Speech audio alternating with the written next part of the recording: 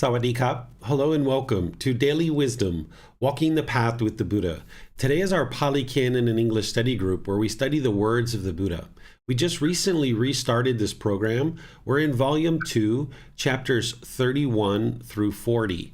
Students will typically read these chapters prior to class and then come to class and we actually read the chapters. Then I share some teachings on that chapter and then open up to any questions that you guys might have related to the chapters. This particular class is more like a study group rather than me sharing teachings and kind of having a full discourse and things like that. It's more about students coming to class and getting help with the questions that they have. If you haven't read these chapters and you're joining us in this class perhaps for the first time, it's okay because we're going to be reading these chapters in the actual class. And like I mentioned, I'll be sharing teachings and then opening up to any questions. The way that we start our class is we start with a brief meditation just to kind of help prepare the mind for the class itself, because this is really helpful to be able to clear out the mind and prepare it for actually learning. You'll actually be able to retain the teachings for longer periods of time and then actually apply them in your life through your daily practice. So I'd like to invite you all to join for meditation. If you'd like to take a seated position, standing or lying, these usually work really good for online learning. You would like to just get the lower body and the hands and arms nice and comfortable where there's no muscles that are engaged. And then the upper body should be nice and erect. This keeps the mind attentive and alert during the meditation. Then you just close the eyes and start breathing in through the nose and out through the nose. Here you're just establishing the breath. I'm going to ease us into meditation with some chanting. If you know these chants, you're welcome to join along. And then afterwards, I'll be back with some more guidance to help you further in meditation.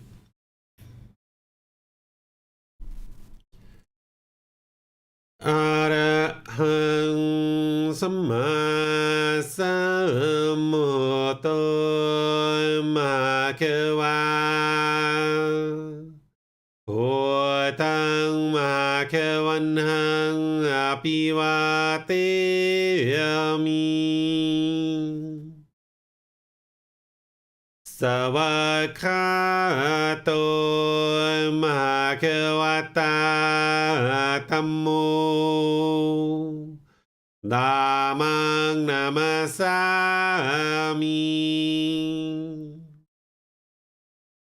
Supatipano Bhagavato Sāvaka Saṅkho Saṅghang Namami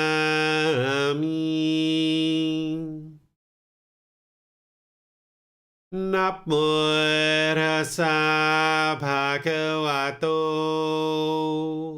Arahato Samma Sambuddhassa Namo Tassa Bhagavato Arahato Samma Sambuddhassa Namo Tassa Bhagavato Arahato Samma Sambuddhassa Iti piso Bhagava Arahang Samma Sambuddho Vicacaranang Sammuno Sakhato Rokavito Anutero Purisa Dhammasati Satatawa Manusanang Oto Bhagavati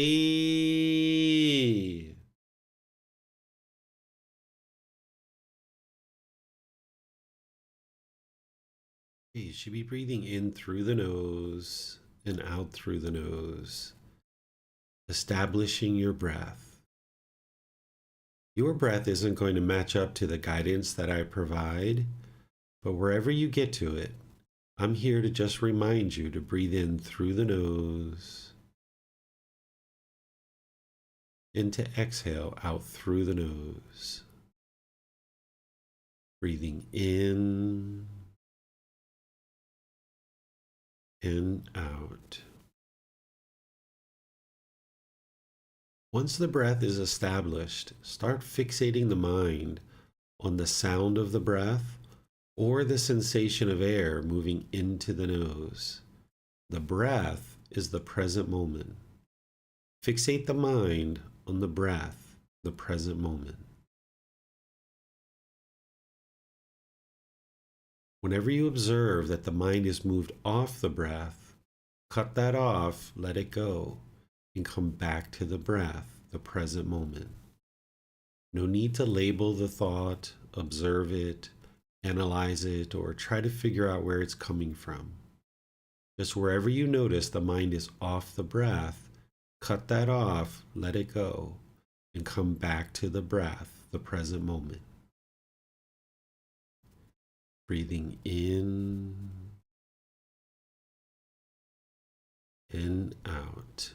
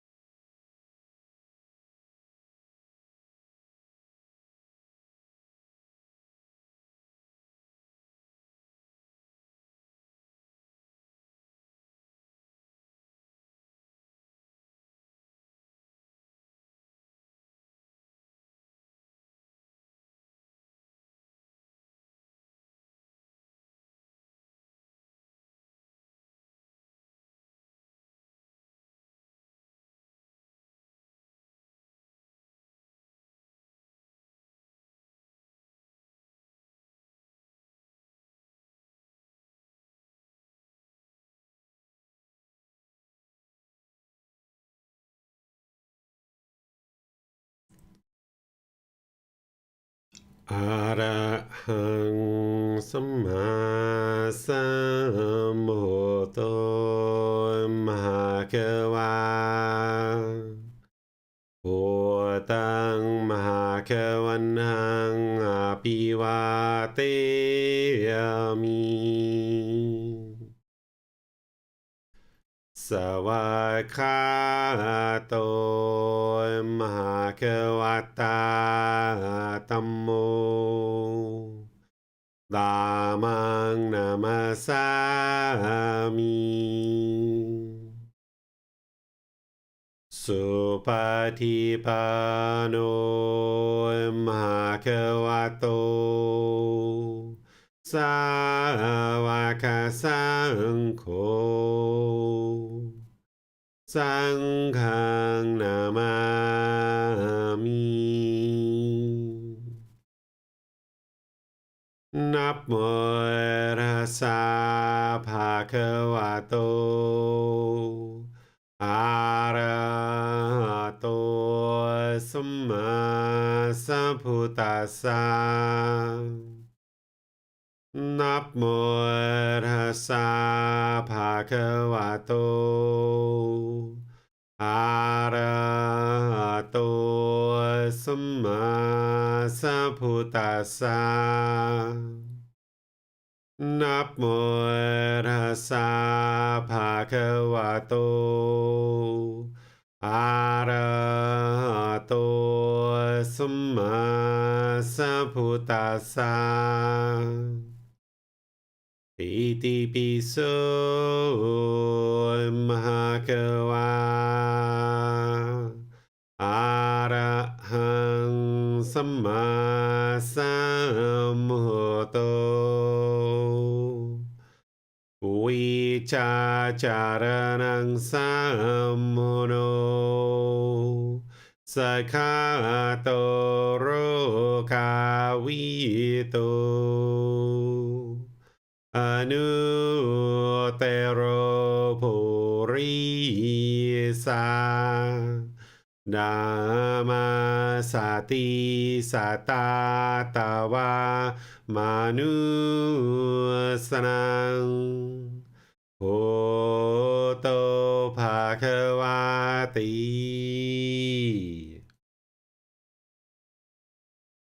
Okay, if you guys would like to gradually make your way out of meditation, I'd like to welcome all of you, whether you're attending on YouTube, Facebook, on Zoom. If you're watching this on the replay, I'd like to welcome all of you to our class today. We're going to be covering chapters 31 through chapters 40 of volume 2. And Tonka mentioned that she was going to be interested to read the odd numbers, and I'll go ahead and read the even numbers. And then after each chapter is read, then I'll share some teachings on that chapter and then open up to any questions that you guys might have. So I'll just go ahead and turn it over to you, Tonka, let you go ahead and read this first chapter. Thank you. Chapter 31, a strong post or pillar is a designation of mindfulness. And how monk is there restraint? Here, having seen a form with the eye, having heard a sound with the ear, having smelled an odor with the nose, having tasted a flavor with the tongue, having touched a physical object with the body, having recognized a mental object with the mind. A monk is not intent upon pleasing form and not repelled by the displeasing form. He resides having set up mindfulness of the body with a measureless mind, and he understands as it really is that liberation of mind, liberation of wisdom, wherein those evil unwholesome states are elimination without remainder. It is in such a way that there is restraint. Suppose monks, a man would catch 6 animals with different domains and different feeding grounds, and tie them by a strong rope.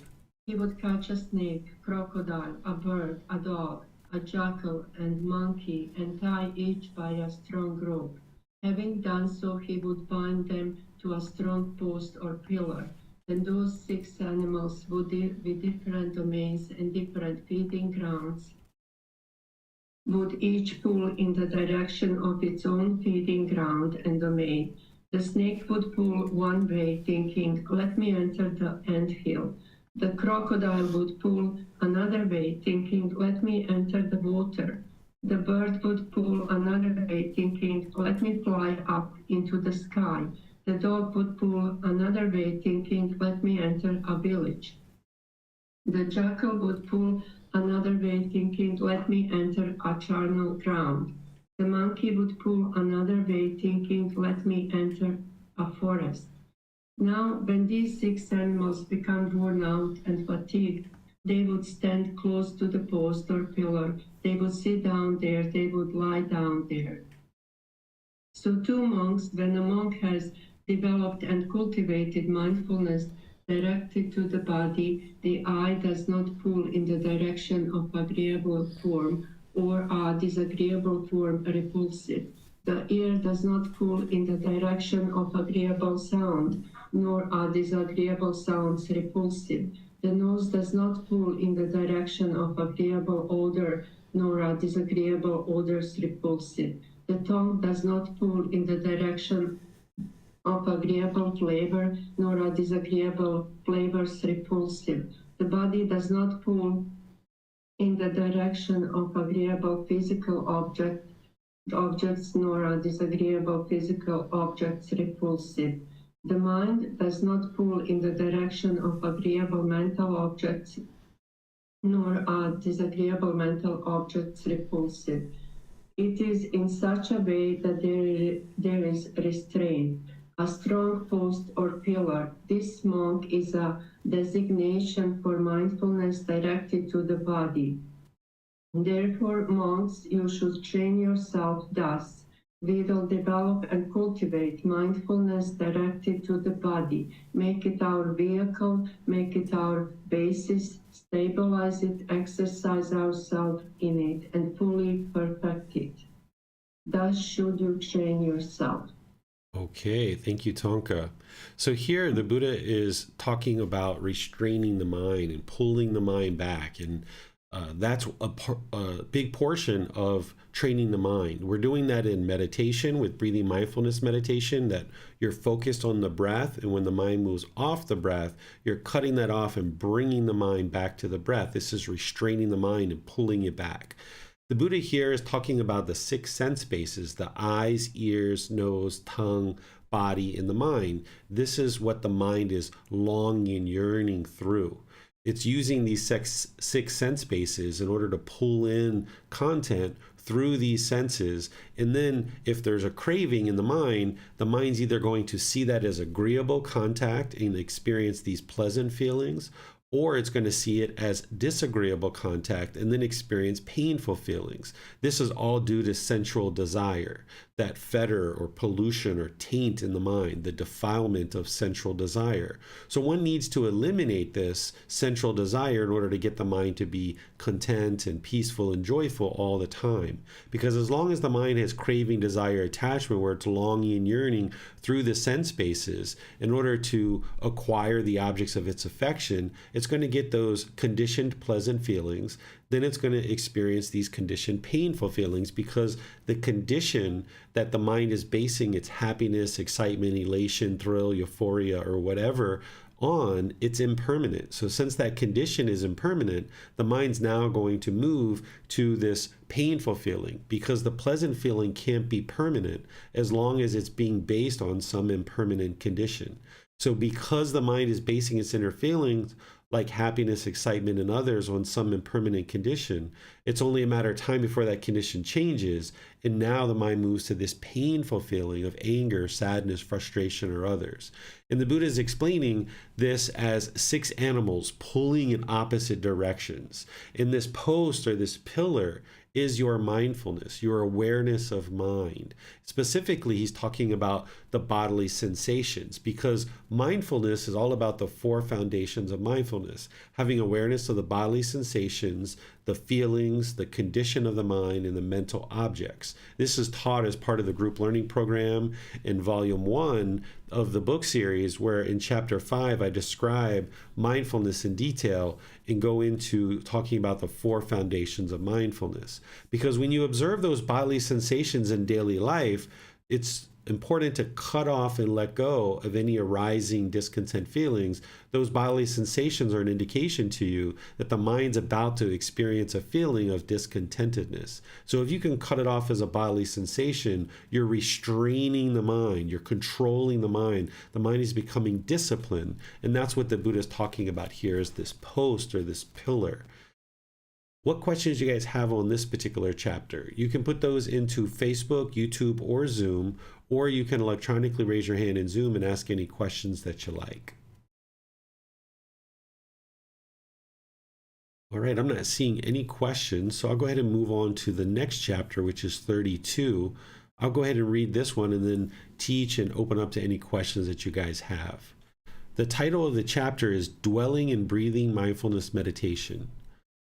Monks, that monk gains at will, without trouble or difficulty, that concentration through the development and cultivation of which no shaking or trembling occurs in the body, and no shaking or trembling occurs in the mind.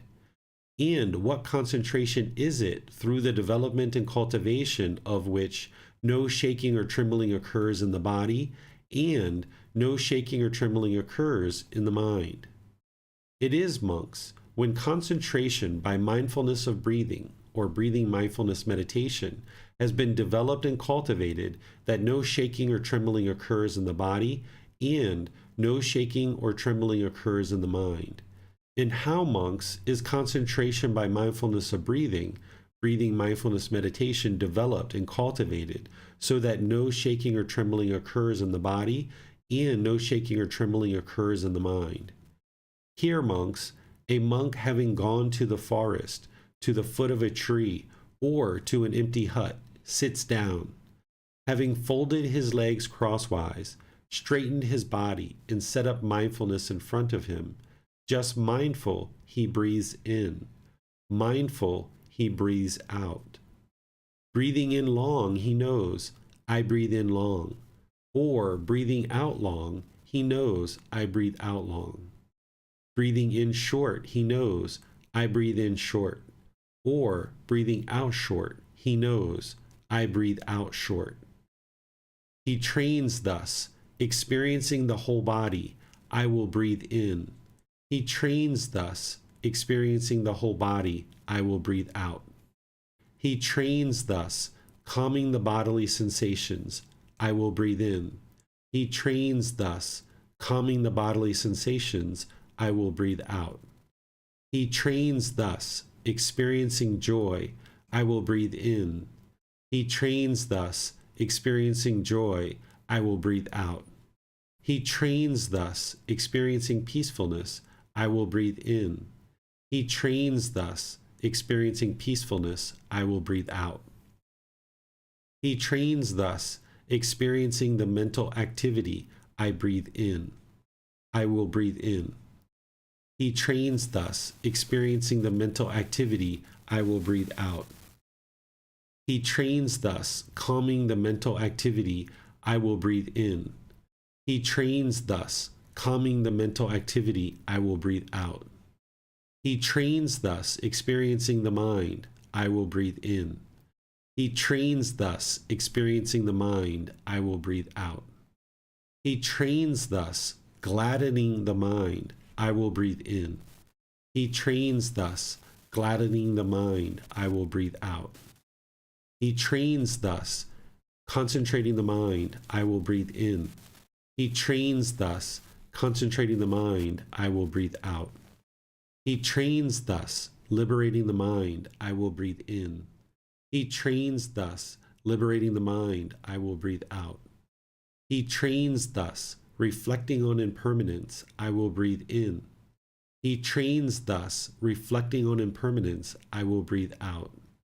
He trains thus, reflecting on fading away, I will breathe in. He trains thus, reflecting on fading away, I will breathe out. He trains thus, reflecting on elimination, I will breathe in. He trains thus, reflecting on elimination, I will breathe out. He trains thus, reflecting on letting go, I will breathe in. He trains thus, reflecting on letting go, I will breathe out. It is, monks, when concentration by mindfulness of breathing, breathing mindfulness meditation, has been developed and cultivated in this way, that no shaking or trembling occurs in the body, and no shaking or trembling occurs in the mind. I too, monks, before my enlightenment, while I was still unawakened, but intent on awakening, not yet fully enlightened, generally dwelt in this dwelling.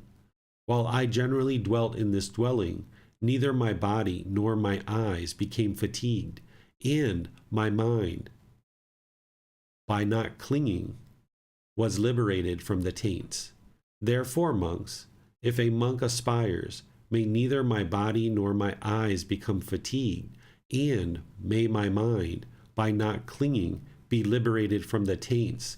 This same concentration of mindfulness of breathing, breathing mindfulness meditation, should be closely attended to. All right, so here the Buddha is describing this dwelling of breathing mindfulness meditation, where you can train the mind to arise this mindfulness or awareness of mind and this concentration, the ability to focus on a single object. These are two qualities of mind that you're developing in breathing mindfulness meditation, as well as eliminating craving, desire, attachment. And then as you develop these through exercising the mind in meditation, you then practice them in daily life. And this is part of the path to enlightenment. As part of the mental discipline section of the Eightfold Path, you would need to develop right mindfulness and right concentration so that you can apply right effort to cut off and let go of any unwholesome qualities and arise certain wholesome qualities in your daily life.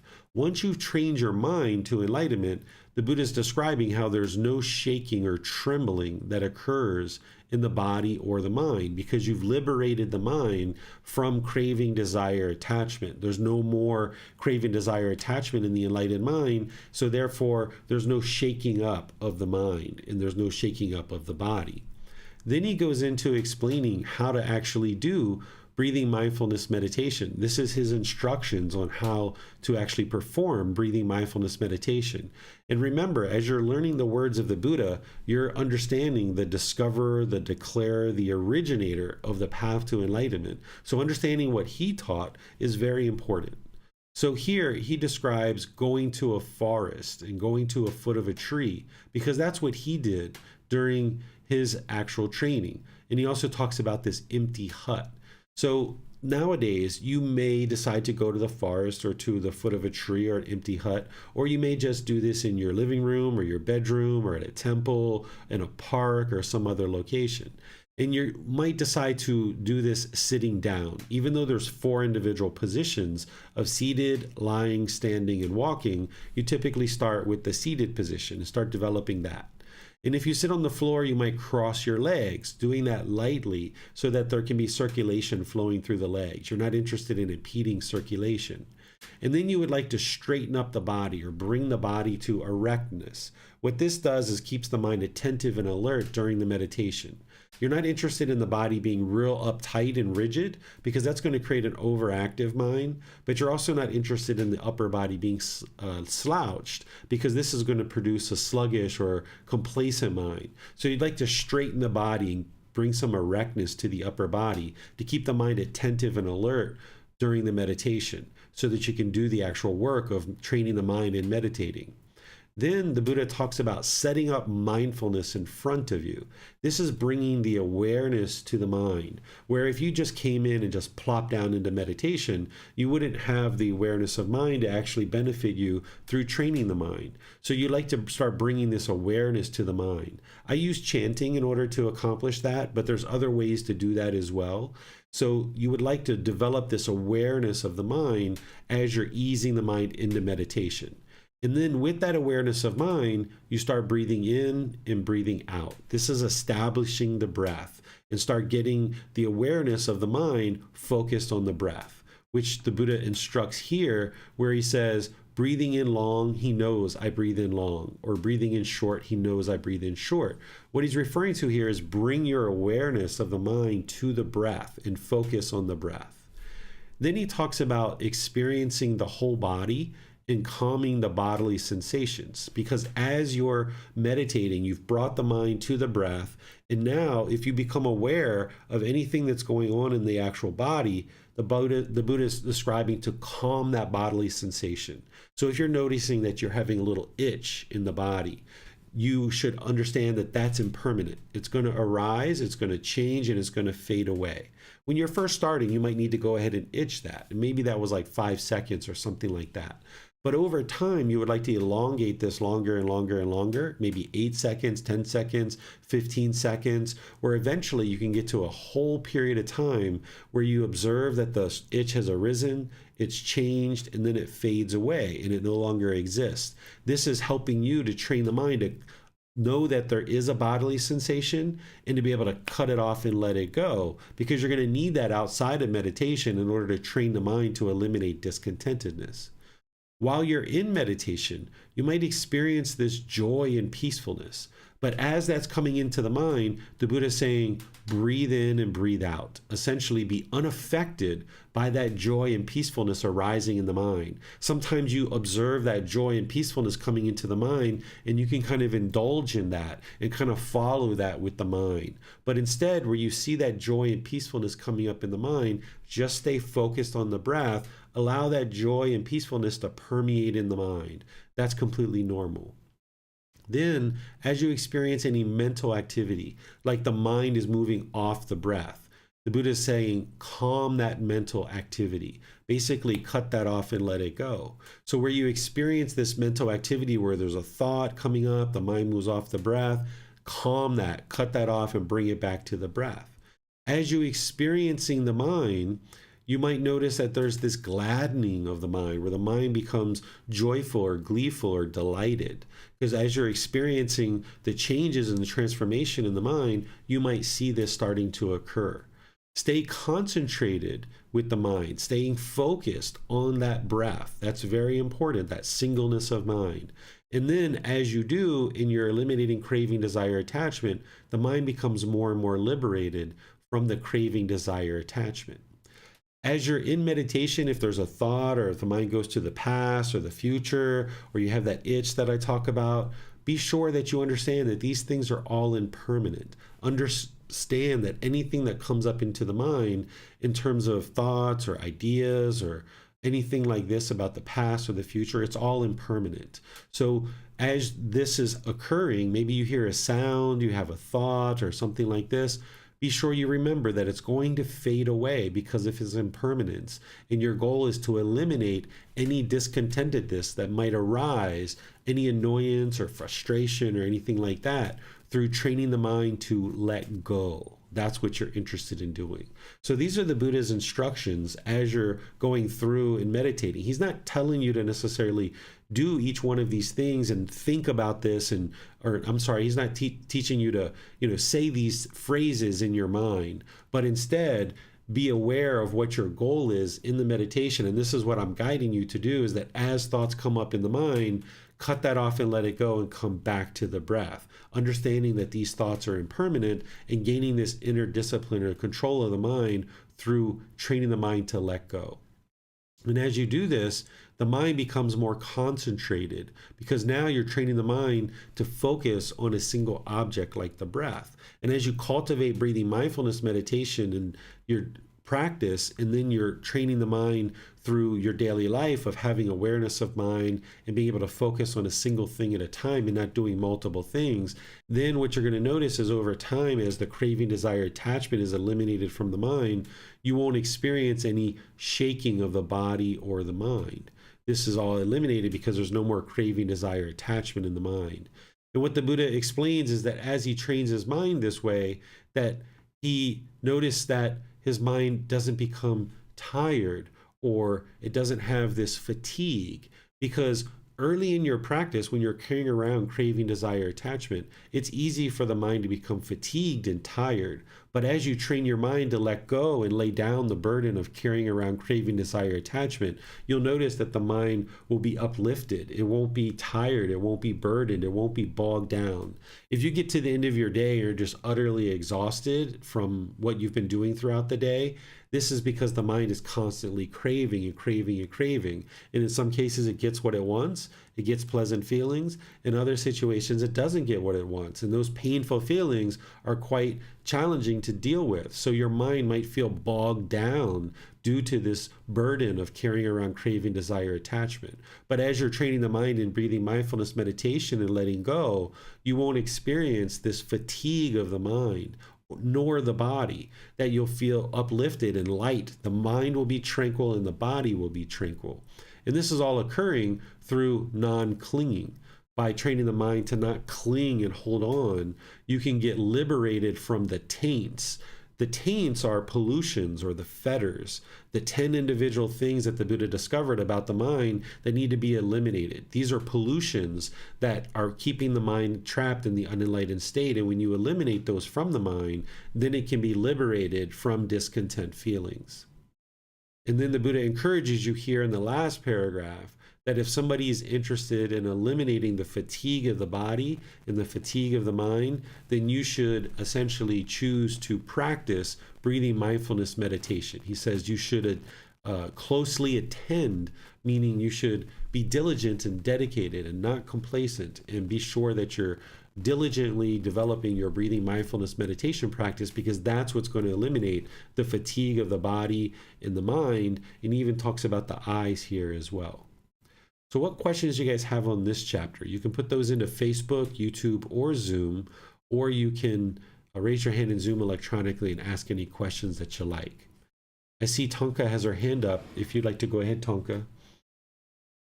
Thank you, Teacher David. To me, reflecting on letting go, reflecting on impermanence sounds like it's a longer time, because we learned so far to cut everything off, whatever arises, just to cut it off. But when someone says reflecting, to me, it means spending time thinking about that. So here, my understanding was that meditation and reflection were combined together. That's why I need to clarify this, because we don't really talk too much about reflecting, and I was wondering if it's necessary to designate time just for reflection, or we can meditate and reflect at the same time. Okay, so there's reflection that we do outside of meditation, where you sit with your thoughts, you try to understand what's going on in your life, you look over your life, things that are going well, you would like to continue to do those, continue to make those wise decisions. Things that aren't going so well, you would like to make decisions to improve this so that you can make wiser decisions and improve certain aspects of your life. This would be reflection outside of meditation, kind of looking inward and discovering the wholesome things, the wise things, and then the unwholesome and unwise things that are occurring in your life, and improving those or supporting the wholesome and continuing to allow those to happen. You can also reflect on impermanence outside of meditation too, being sure that you deeply understand impermanence by looking around the world around you and seeing all these different things that are impermanent. Here, when the Buddha is describing, and we're using this word reflecting on impermanence, what he's essentially saying is be sure that you understand impermanence, so that when you're in meditation and there's some thought that comes up in the mind, you understand that that's impermanent, but you remain focused on the breath, that you cut off and let go of any thoughts and bring the mind back to the breath. So you don't need to literally be in meditation and doing reflection. That's not what the Buddha is describing here. He's essentially helping you to understand, to be sure you understand impermanence, so that your mind isn't clinging and holding on to any thoughts that are coming up in the mind. Because if you don't understand impermanence, then when thoughts come up in the mind in meditation, the mind might have a tendency to hold on to those and cling to those. But if you understand impermanence, then when you're in meditation and a thought comes up and the mind moves off the breath, you'll just automatically know to cut that off, let it go, and come back to the breath. There's no need to sit in meditation and actually do reflection. That's not the purpose of what you're actually doing. Instead, you're focusing on the breath. That's what the Buddha is describing here, is being sure that you continue to stay focused on the breath, knowing that all these thoughts and ideas and other things coming up in the mind are impermanent. Okay, so it's more just to notice it, not to spend time thinking about it, just notice it and then cut it off.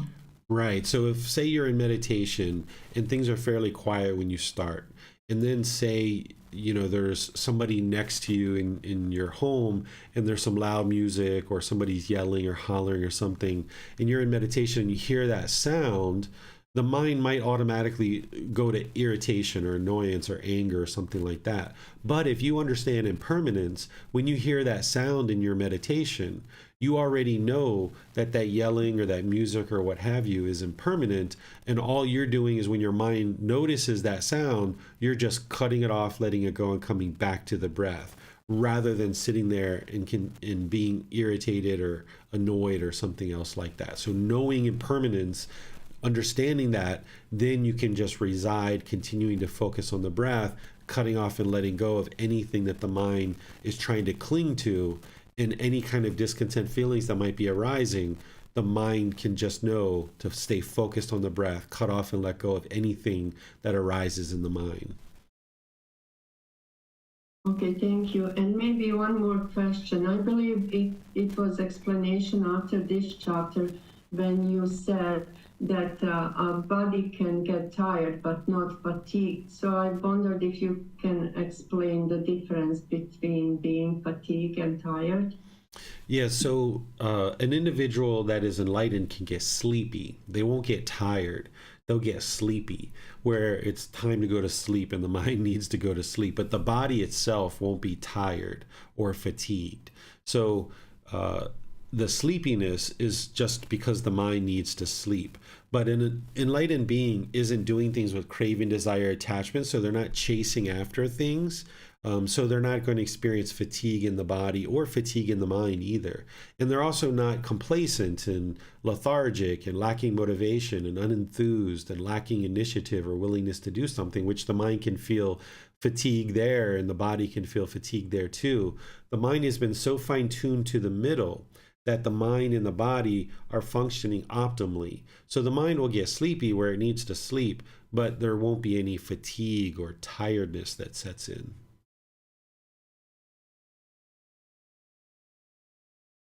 Okay, thank you, Teacher David. And this all relates back to this burden of craving, desire, attachment, that as long as there's craving, desire, attachment in the mind's going to be on either side of the middle, and it's very tiring and very much going to create fatigue in the mind and the body by carrying around that burden of craving. But when you lay that burden down, the mind is enlightened, you're no longer having craving. That's why the mind and the body are completely light and uplifted and tranquil and peaceful, and there can be sleepiness but not fatigue or tiredness in an enlightened mind. Okay, thank you. And also Max offered to read the next chapter. Okay, perfect. Are we ready to move on? There's no questions in Facebook or YouTube? Yes, I think so. Okay. So we'll go ahead and move to chapter 33.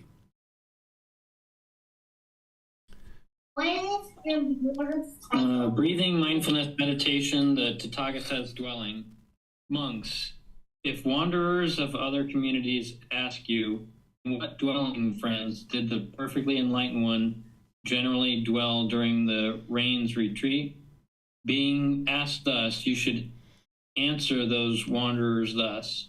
During the rains residence, friends, the perfectly enlightened one generally resided in the concentration by mindfulness of breathing mindfulness meditation. Here, monks, mindful I breathe in, mindful I breathe out. When breathing in long, I know I breathe in long. When breathing out long, I know I breathe out long. When breathing in short, I know I breathe in short. When breathing out short, I know I breathe out short. I know, experiencing the whole body, I will breathe in. I know experiencing the whole body, I breathe out. I know calming the body sensations, I breathe in.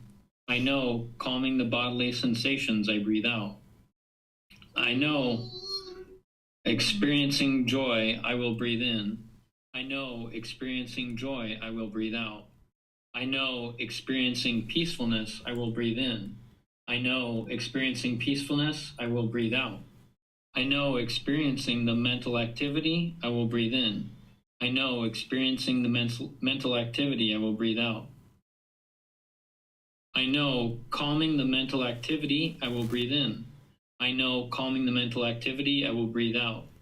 I know experiencing the mind, I will breathe in. I know experiencing the mind, I will breathe out. I know gladdening the mind, I will breathe in. I know gladdening the mind, I will breathe out. I know concentrating the mind, I will breathe in. I know concentrating the mind, I will breathe out. I know liberating the mind, I will breathe in. I know liberating the mind, I will breathe out. I know reflecting on impermanence, I will breathe in. I know reflecting on impermanence, I will breathe out. I know reflecting on fading away, I will breathe in. I know reflecting on fading away, I will breathe out. I know reflecting on elimination, I will breathe in. I know reflecting on elimination, I will breathe out. I know reflecting on letting go, I will breathe in. I know reflecting on letting go, I will breathe out. If anyone, monks, speaking rightly, could say of anything, it is a noble dwelling, an excellent dwelling, the Tathagata's dwelling. It is of concentration by mindfulness of breathing mindfulness meditation, that one could rightly say this. Monks, those monks who are trainees, who have not attained their mind's ideal, who dwelling, aspiring for the unsurpassed security from bondage, enlightenment, for them, concentration by mindfulness of breathing mindfulness meditation, when developed and cultivated, leads to the destruction of the taints.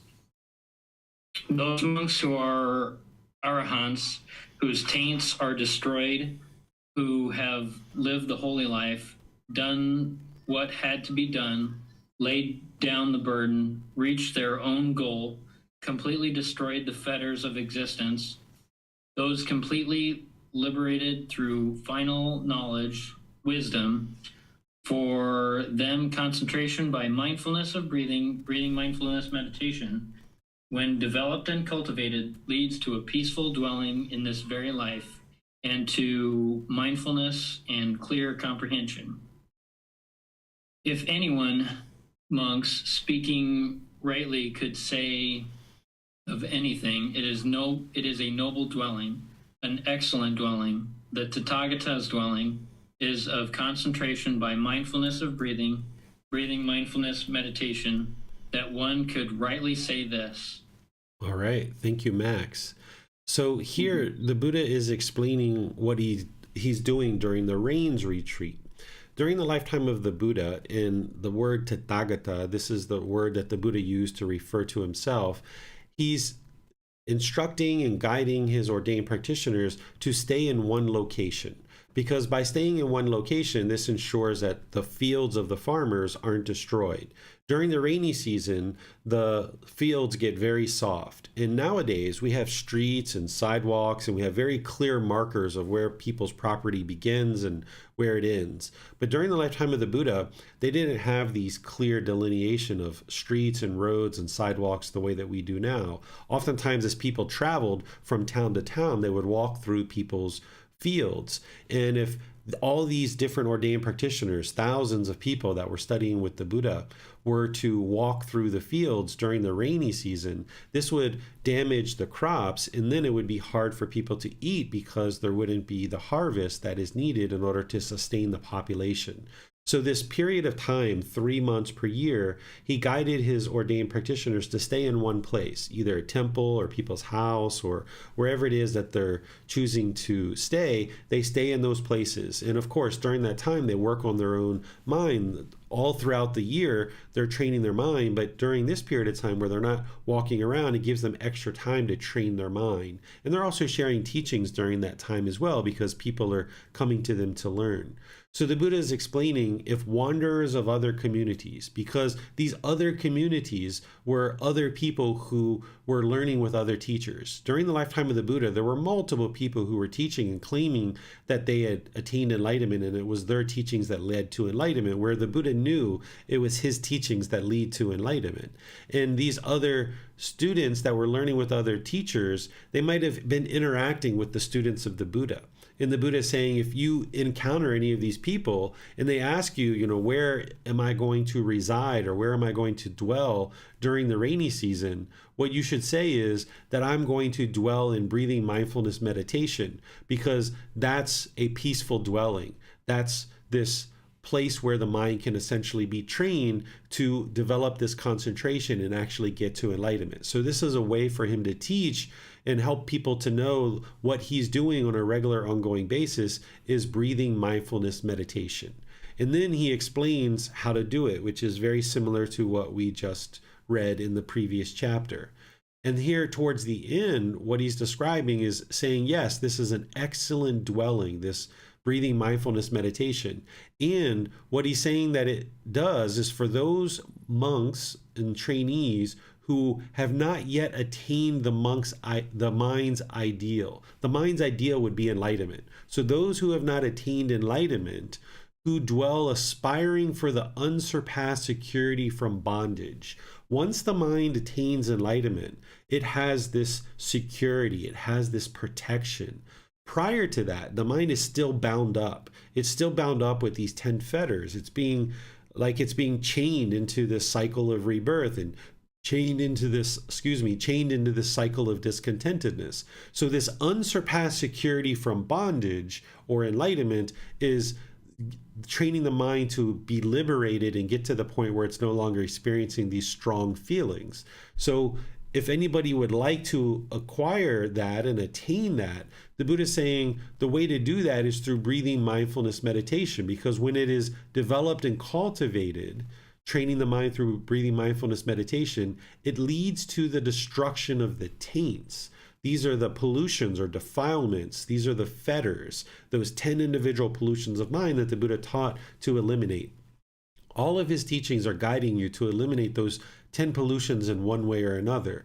Breathing mindfulness meditation is one of the primary things that we do in order to train the mind to eliminate these pollutions or these fetters. And having destroyed the taints or eliminated from the mind, those monks who are arahants, an arahant is someone who is actually enlightened. There's 4 individual stages of enlightenment. In the 4th stage, we call arahant. This is someone who's eliminated all the 10 fetters. And the Buddha explains that here, whose taints are destroyed, right? Those monks who are arahants, whose taints are destroyed, meaning they've eliminated the 10 fetters, who have lived the holy life, done what had to be done, right? Because in order to get to enlightenment, you're going to need to apply energy and effort. You're going to need to have determination and dedication and diligence to continue to do the work on a consistent long-term basis. There's going to be periods of time where you do less work, and there's other times where you do more work, but over the course of multiple years, you're going to need to stay dedicated and do what has to be done in order to train the mind and lay down this burden. The burden is the craving, desire, attachment. That's what you're working to eliminate through breathing mindfulness meditation. You're arising mindfulness and concentration, and you're training the mind to eliminate craving, desire, attachment. And that's called laying down the burden, because you're no longer burdened or hindered by this craving, desire, attachment. Reaching the goal and completely destroying the fetters, those completely liberated through final knowledge. So once you get to enlightenment, the mind has attained what's called final knowledge. Up until then, the mind still has this ignorance or unknowing of true reality because it has all these different fetters. The mind doesn't understand the path to enlightenment. It hasn't yet done the intellectual learning, the reflection to independently verify the teachings, and then eradicate the ignorance. So the mind has not yet attained final knowledge when it's in the unenlightened state. But by the time you get to enlightenment, you will have liberated the mind through the wisdom that you cultivate on this path, and now it will no longer be shaken up because you have eliminated the 10 fetters. And this is called liberation through final knowledge or final wisdom. This is where the mind, when you're on the path at the beginning and as you're making your way through, it can struggle, it can have difficulties because the mind lacks the wisdom of what it needs in order to get to enlightenment. But by the time the mind acquires final knowledge and actually gets to enlightenment, you'll be practicing these teachings effortlessly. Up until then, there's some challenges, there's some struggles, there's some difficulties along the way, but that's where the mind's cultivating the most wisdom when you're experiencing those struggles and difficulties and challenges. It would be unwise to run away from those challenges and those struggles. Instead, I would encourage you to walk towards them because that's where you're going to cultivate the most wisdom and produce the most benefits. But by the time the mind gets to enlightenment, you're practicing these teachings effortlessly. It's no longer a struggle or a challenge for you. And you've been cultivating this concentration through breathing mindfulness meditation. And the Buddha is explaining how once you get to this enlightened mental state, it leads, as you're practicing breathing mindfulness meditation and cultivating and developing that, it leads to this peaceful dwelling in this very life, which is the enlightened mental state, which in order to get to that enlightened mental state, there would need to be mindfulness or awareness of mind, particularly those 4 foundations of mindfulness, and there would need to be concentration or clear comprehension. This is another way that the Buddha describes concentration or right concentration, being able to focus on a single object and practice singleness of mind, not having a muddled mind where the mind's all over the place, but very clear, very focused, having concentration and clarity of mind. And the Buddha is saying, okay, if anybody should say that, this is a noble dwelling, an excellent dwelling, that this is where the Buddha resided during the rains retreat in breathing mindfulness meditation, then that's the true place where the Buddha resided. Sure, he was in this particular temple or he was at this person's house or what have you, but where he really resided is in breathing mindfulness meditation. What questions do you guys have on this chapter? Let's see, it looks like Tonka has her hand up in Zoom if we would like to just go to Tonka, and then it looks like Max is right after that. Okay, we have a question on YouTube. Babani is asking, are 3 poison roots, 5 hindrances, and 10 feathers the things to be eliminated to purify the mind?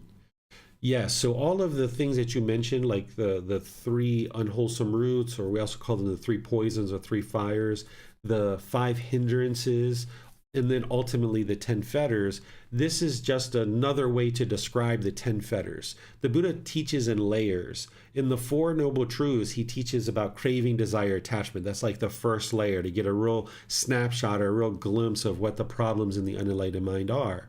Then he teaches the 3 poisons or the 3 unwholesome roots or the 3 fires, which now we talk about craving, anger, and ignorance. So your understanding of the problem in the unenlightened mind expands, and there's certain solutions that he delivers there.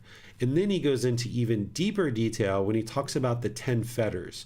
All of the things that he taught lead to elimination of the 10 fetters in one way or another. And then when he talks about the 5 hindrances, the vast majority of those, 4 out of the 5, are actually part of the fetters. There's one that's actually not part of the fetters, which is complacency, and that needs to be eliminated. So when he talks about the different aspects of the path, he's maybe talking about the 3 poisons in one way because it's a certain level of detail in a certain amount of solutions that he's providing there. Then when he talks about the 10 fetters, this is a more detailed description of what's really plaguing the unenlightened mind. And then when he's talking about hindrances, he's going to talk about them as the 5 hindrances and talk about them in a different way. But all of these come to the 10 fetters in one way or another. So you would need to understand these in different ways, but it's the 10 fetters that you're eliminating. And eliminating the 10 fetters, you will have eliminated the 5 hindrances, you will have eliminated the 3 unwholesome roots or the 3 fires or those 3 poisons. So what I encourage people to do when they're first getting started is to focus on the Four Noble Truths, which includes the 3 universal truths. Focus on the Eightfold Path, which is the core central teaching. You'll need to know that inside and out, backwards and forwards, using the words of the Buddha, not other people's words, but the words of the Buddha. And then the 5 precepts, again, using the words of the Buddha, because those plug into the Eightfold Path and give you a further understanding of the moral conduct section of the Eightfold Path. And of course, all the while you're developing your meditation practice of breathing mindfulness meditation and loving kindness meditation. As you're getting that really well established and you're developing it more and more, you should notice that the mind is starting to experience the jhanas as the mind is starting to clean up the life practice. You'll start getting these glimmers or these flickers of what enlightenment is like through the various qualities of the jhanas starting to arise in the mind. And the Buddha describes this in the Eightfold Path as part of right concentration, those qualities of mind that you'll experience. At that point, as you're starting to experience the jhanas, that's when you more directly start focusing on the 10 fetters. Everything that you're doing with the Four Noble Truths, the Eightfold Path, of 5 precepts, breathing mindfulness meditation, loving kindness meditation, all that is leading to the elimination of the 10 fetters. But once you have enough of that initial foundational practice put together and you're starting to experience the jhanas, this is an indication for you that you're starting to put together the path really well, because you're starting to get glimpses of the qualities of mind that are starting to rise in the jhanas. And that's the time to more directly focus on the 10 fetters. Up until then, you can be studying the fetters and be aware of them.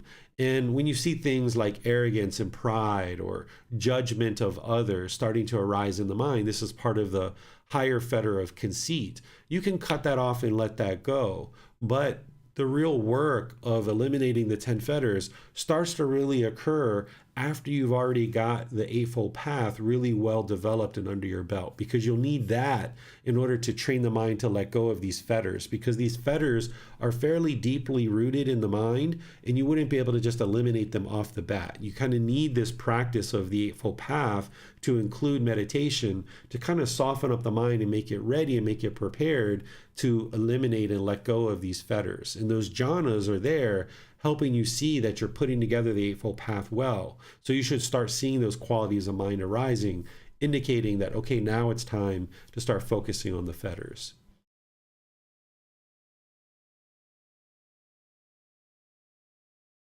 Thank you, Teacher David. Mm-hmm. All right, Max, looks like it's over to you. Thank you, sir. So I guess my question is that I know friends that may be struggling or whatnot and are like turning away from their problems. And so the best way to help them is basically asking them if they need help, and then maybe like would meditation, asking them, hey, would you like to maybe meditate with me? That may help calm your mind or something like that. And then offering them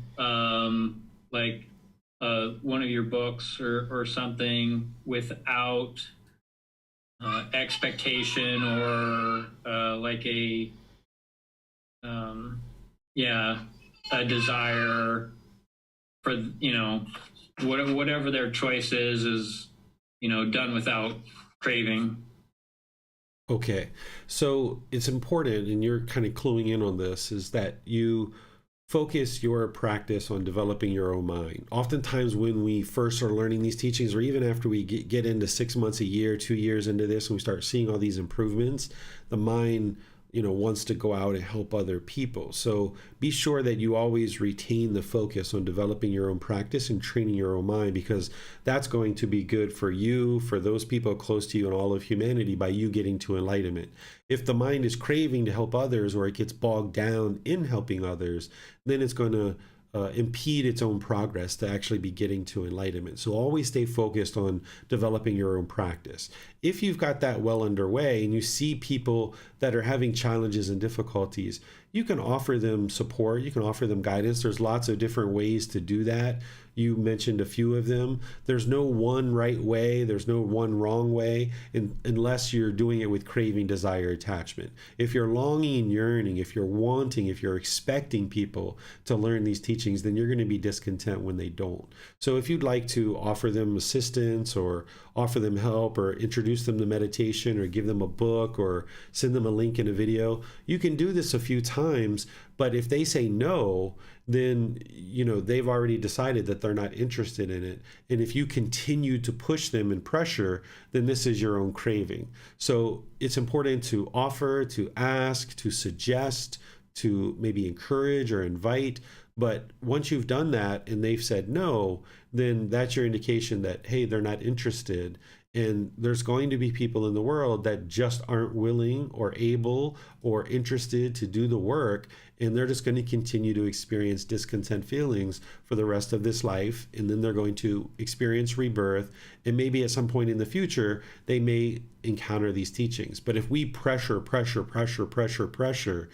think about what we do. If somebody tries to pressure us, you're going to dig your heels in and you're going to be resentful and you're going to reject whatever it is that somebody's pressuring you to do.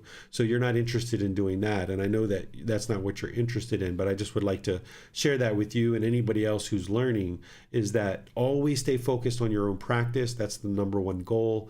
And as you're gaining more wisdom, if you'd like to offer assistance to people, you can, but just be sure that you're doing that without any craving, desire, attachment.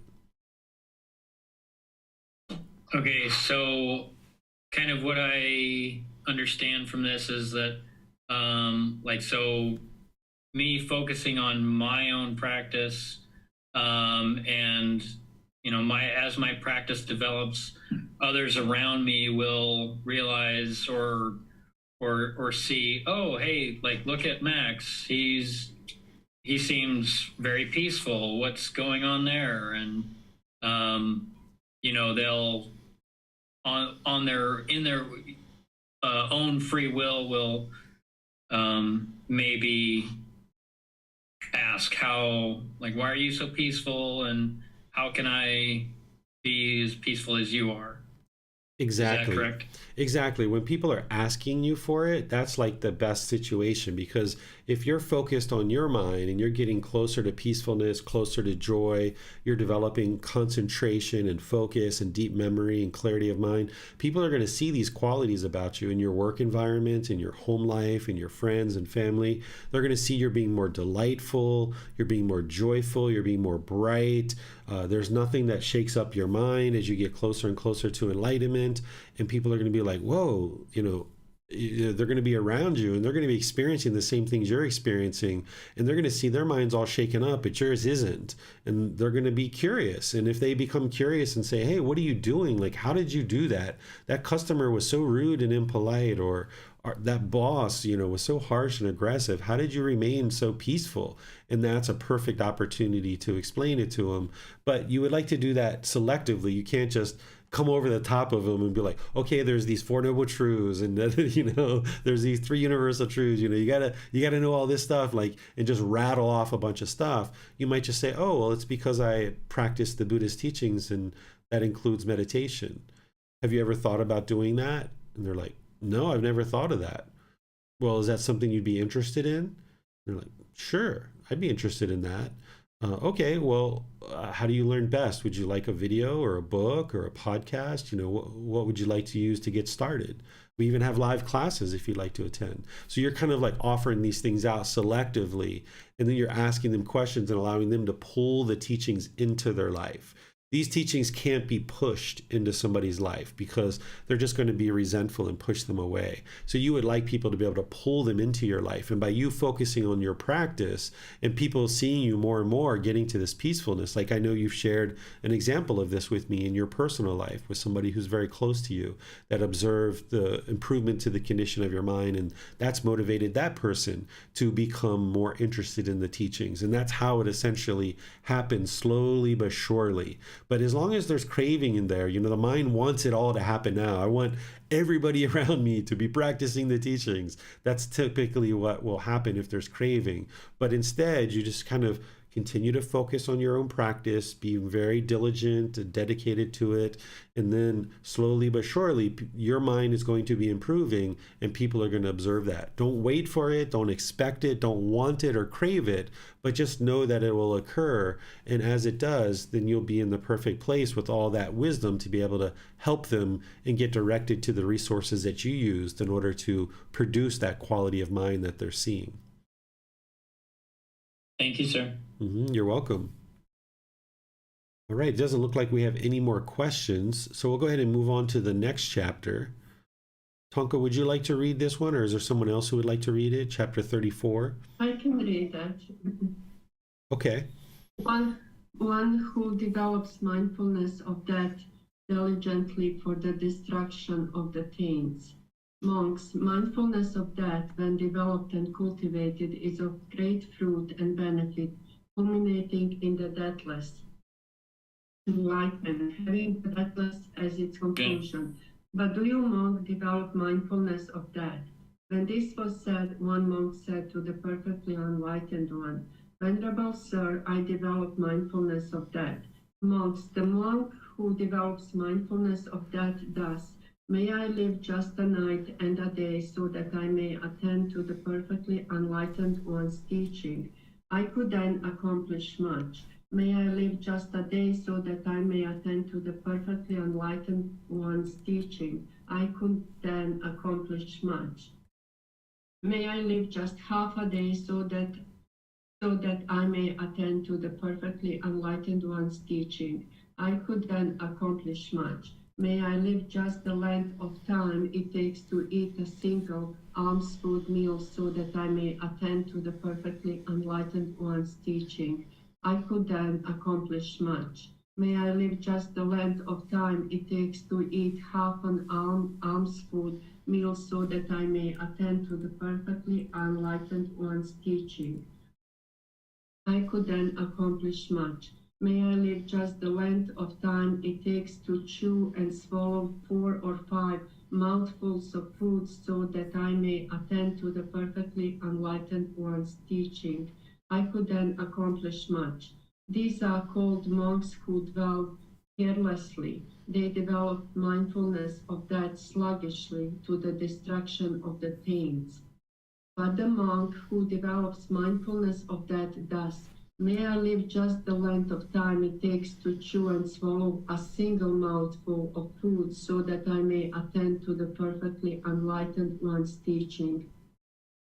I could then accomplish much. May I live just the length of time it takes to breathe out after breathing in, or to breathe in after breathing out, so that I may attend to the perfectly enlightened one's teaching. I could then accomplish much. These are called monks who reside determined. They develop mindfulness of that diligently for the destruction of the taints. Therefore, monks, you should train yourself thus. We will reside determined. We will develop mindfulness of that diligently for the destruction of the taints. Thus should you train yourself. All right. Thank you, Tonka. Here, what the Buddha is getting to is complacency and being sure you understand to eradicate that complacency, because as long as there's complacency, the mind's going to be dull, lethargic, unmotivated, unenthusiastic. There's not going to be initiative or willingness to do something. You need to arise this enlightenment factor of energy where there is motivation, there is encouragement, there is enthusiasm and an interest to do something, this initiative and willingness to actually go forward in life and do things. Because in the unenlightened state, carrying around that burden that we've been talking about, it puts the mind in this period of lethargic condition. So you need to arise this effort and energy to investigate the teachings and work towards enlightenment. And then the Buddha is describing this here through mindfulness of death. death. Mindfulness is awareness of mind, and mindfulness of death is being aware that you're going to die. There's no way for you to get around that. All of us are going to die. Anybody that's born, anything that's born, it's going to fade away and it's going to die. The only reason why we die is because we were born. So we all are going to die at some point. And the goal would be to ensure that you're doing the work in this life so that prior to death, you get to enlightenment, and then you can enjoy the rest of this life with the enlightened mind, where it's peaceful, calm, serene, and content with joy, no longer experiencing any discontent feelings. And if you can accomplish that before death, then your mind's going to be so peaceful and so joyful. But if you are complacent and you're not aware and keeping in mind that there is going to be this death, then the Buddha describes here how he considers somebody who's not really mindful or aware of this pending death that we're all headed towards. And they're kind of talking about how, if they could just live for a half a day, or if they could live just for 3 or 4 mouthfuls of food and things like this. And the Buddha is saying, this is kind of like someone who's, careless, or, they're sluggishly working towards the destruction of the taints or the fetters. Instead, he's encouraging people to instead be sure that they understand that they're headed towards this death, and that they should be having this energy, this dedication, and this diligence, and be determined that they're developing their awareness that they are going to die, and it's important to eliminate these fetters before death. That would be the ultimate goal. What questions do you guys have on this chapter? You can put those into Facebook, YouTube, or Zoom, or you can electronically raise your hand in Zoom. We'll go ahead with you, Tonka. So how do we exactly develop the mindfulness of that? I understand we should use our life like to the maximum our time and that we have here to reach enlightenment. But how do we? Is there exact? You shared with me once to imagine our own death.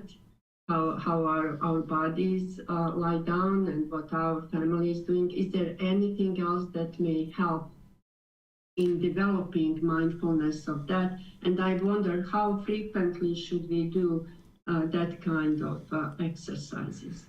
Okay, so what you're talking about, as I describe this, is reflecting on your own death. And we're going to be talking about that here in a moment, because the Buddha describes that, at least mentions it in one of his discourses. Here, this is a little bit different than that which I've explained to you before. Here, this is ensuring that the mind's not craving, longing, yearning, holding on to life, but also the mind isn't complacent and just sitting around and dull and lethargic and doing nothing. Instead, bringing the mind to the middle, where you're aware of this pending death and you don't allow the mind to become complacent, and you stay dedicated and determined and diligent to learning and practicing the teachings. That's what he's talking about here. The next thing that we're going to talk about in the next chapter, I think it is, or maybe one after that, is we'll talk about reflecting on your death and what that does for you and why that's important. But this here is just being aware of your death so that the mind doesn't become complacent, thinking that you can just sit around and do nothing. Instead, stay dedicated, determined, and diligent to learning and practicing so that you can train the mind to get to enlightenment. Okay, I see. So this is more to be aware of limited time that we have in this life. Exactly. Thank you. Any other questions? All right, we'll move on to the next chapter, which is chapter 35. Who would like to read this chapter? I can read it. Okay, it looks like Caldon also raised his hand as well, if you'd like to take a little break. Perfect. Tonka. Okay, Caldon, you can go ahead and read this one if you like. Direct knowledge for a sick one. Monks, if 5 things do not slip away from a weak and sick monk, it can be predicted of him. In no long time, with the destruction of the taints, he will realize for himself, with direct knowledge, experience, in this very life, the taintless liberation of mind. Liberation by wisdom, and having entered upon it, he will reside in it. What 5? Here a monk recites, reflecting on the unattractiveness of the body, perceiving of the dissatisfaction of food, perceiving non-excitement in the entire world, reflecting on impermanence in all conditioned objects, and he has the perception of this well established internally. If these 5 things do not slip away from a weak and sick monk, it can be in no long time, with the destruction of the taints, he will realize for himself with direct knowledge experience in this very life the taintless liberation of mind, liberation by wisdom, and having entered upon it, he will reside in it. All right, thank you, Kadon. So here the Buddha is giving you 5 things to keep in mind as you move forward and you progress in life, even when you're sick and when you're on your deathbed, because you can attain enlightenment in this life and enjoy the rest of your life in this enlightened mental state, but you can also attain enlightenment at death as well. You're not interested in banking on that, because if you attain enlightenment at death, it means you would have went through life completely frustrated, irritated, annoyed, having all these discontent feelings, and you're not sure that you're actually going to attain enlightenment at death anyway. The ideal would be to get to enlightenment during this life, so that you can enjoy the rest of this life with the enlightened mind. But the Buddha is saying, even when you're sick, essentially on your deathbed, that if you can retain these 5 things, then this is going to be really helpful for you to be able to get to enlightenment itself. And what he's describing here is reflecting on the unattractiveness of the body. This helps you to eliminate any kind of clinging or craving, holding on to this actual body. And it also helps you to eliminate sensual desire towards others. If you have lust or craving to have sex with others, this can help you to eliminate that. Perceiving the dissatisfaction of food, this also helps you to eliminate sensual desire. By the time the mind gets to enlightenment, you can eat any and all foods. Right now, you might have certain foods you like and certain foods that you dislike, and you don't want to eat them because the mind has certain craving through the tongue that it wants certain flavors, and it wants those, and that's what satisfies the mind. And when it tastes something that it doesn't want or it doesn't like, then it's repulsed by these things. But you would like to get to the point where you just view food as nourishment for the body. Oftentimes what we do is food is to please the tongue, thus please the mind. And we're kind of chasing after certain foods in order to please the tongue and please the mind. And that's because there's sensual desire there, where there's this agreeable contact through the tongue with certain agreeable taste, and then there's disagreeable contact, things that the mind is repulsed by. But if you can get into those situations where you're eating something that the mind typically will find displeasing, and just train the mind that, okay, it's just food, it's just nourishing the body, it's impermanent, I'm not here to please the tongue and please the mind, I'm just here to nourish the body. And one of the ways that you can do this is have other people choose your food for you. So if you go to a restaurant, you can just ask somebody to choose the food for you, like the food server. Or if you're living with other people, you can just ask somebody else, like, okay, whatever you like to eat, that's fine with me. But also when you're in situations where you're eating food and you notice that it doesn't have a particular taste that you like or that you enjoy, you can actually train the mind to just go ahead and keep eating that, even though it might feel a little bit painful to the mind. Just continue to do that and train the mind that this food is just to nourish the body, and that's it. Perceiving non-excitement in the world, this is helping you to realize that nothing in this material world is worth holding on to. That all of these things in the world, yes, you might grab onto a new pair of shoes or a new phone or a relationship or something like this, and it produces conditioned pleasant feelings in the mind or this excitement in the mind. But those are only temporary.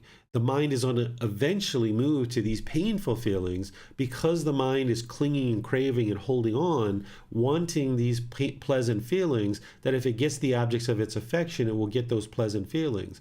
But it's only a matter of time, because of those conditioned feelings, that it's going to now experience these painful feelings. So if you can understand that these things in the world, there's nothing to hold on to here. Where the enlightened mind, you're going to enjoy things in life. You'll actually enjoy things a lot more than you ever did in the unenlightened state. But there's that certain aspect of the unenlightened mind where it's going to want to hold on to these things and find excitement in them, and it's holding on to this temporary pleasant feelings. So therefore it can't get to the permanent joy because it's still holding on to these temporary pleasant feelings. So understanding that all these things in the world, there's this non-excitement in the entire world, but as an enlightened being, you're going to still enjoy life. You're going to enjoy life a whole lot more because your mind's not going to be going up and down throughout your days and your weeks and so forth. And what's helping you to eliminate that is understanding that all these things are impermanent. All of these conditioned objects, whether it's a phone, a computer, a relationship, a certain piece of clothing, a job, or what have you, all of these things are impermanent. They're going to arise, they're going to change, and they're going to fade away. By reflecting on impermanence and knowing that all these things are impermanent, then the mind can be trained and it'll be less likely to cling and hold on to these things. That's also what you're doing in breathing mindfulness meditation by cutting off and letting go and bringing the mind back to the breath. But you'll also need to reflect on impermanence of all these material things around you. And then this perception of death can be well established internally. This is what Tonka was just talking about. That if you're having fear of death and you don't want to die, you can actually reflect on your own death and develop this perception of death. Where before we were talking about mindfulness of death and being aware of the death and that you have only a limited amount of time in this existence, where here what you're doing is you're confronting death on your terms.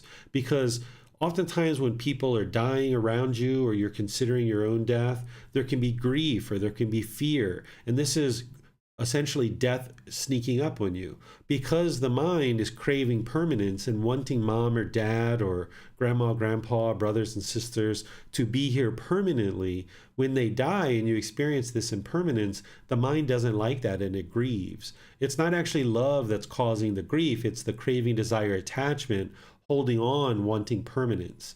The same reason why people grieve at funerals is the same reason why they grieve at weddings, because they're holding on to these people, wanting them to be permanent. And as long as you're holding on, wanting them to be permanent, you're going to be sad and grieve and have other discontent feelings in these situations of weddings and funerals. And even for parents who are sending their kids away to college, this can occur because the mind's holding on and craving permanence. But if you develop this perception of death, for yourself or for others, this is you sitting somewhere quietly, envisioning that you've actually died and kind of being like a fly on the wall at your own funeral. And this helps you to develop this perception of death. And you might decide to do this once every 2 weeks, once a month, until you get to the point where your mind is no longer shaken up by the idea of death.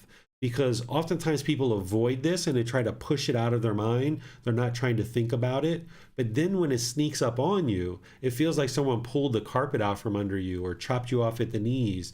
And now death is sneaking up on you and you need to deal with this impermanence. And now you can't talk to this person ever again. So if you end up confronting death on your own terms by doing this reflection over a few sessions, you can get to the point where you're completely comfortable with your death and the death of the people around you, so you won't be shaken up by the thought of your own death or the death of people around you. And this will help you to destroy the fetters or the taints or those pollutions so that you can get to this liberation of mind or enlightenment. And the way that you do that is through wisdom, training the mind, not believing the teachings of the Buddha, but learning them, reflecting on them to independently verify them and practice them. That's how you get to wisdom. You're not interested in belief, because belief, you don't know what's true or false. And that's why the mind that's having belief can still be shaken up. But a mind that has wisdom, that has learned, reflected, and independently verified, and then is practicing the teachings, the mind having attained final knowledge through your own direct experience, moving to enlightenment, having eliminated those 10 fetters, the mind is now liberated from these strong feelings, and it's liberated by wisdom, by learning the path to enlightenment, and now training the mind. And then here the Buddha says, having entered upon it, he resides in it. What he's talking about here is enlightenment. Having entered upon enlightenment, the mind will reside in enlightenment permanently. The mind will no longer experience any discontent feelings. It'll completely be eliminated from the mind. The mind will only be peaceful, calm, serene, and content with joy, never again being shaken up ever, because you've eliminated the conditions that are causing the mind to be shaken up. The enlightened mind is now unconditioned. There's no more conditions in the mind that are causing it to be shaken up. You've eliminated all the 10 fetters. Those are the conditions that are causing the mind to be shaken up. So when you purify the mind and the mind becomes unconditioned, having entered upon enlightenment, you will reside in enlightenment for the rest of this life. What questions do you guys have on this particular chapter? Okay, I'm not seeing any questions here, so we'll just move to the next one, which is chapter 36. Who would like to read this chapter?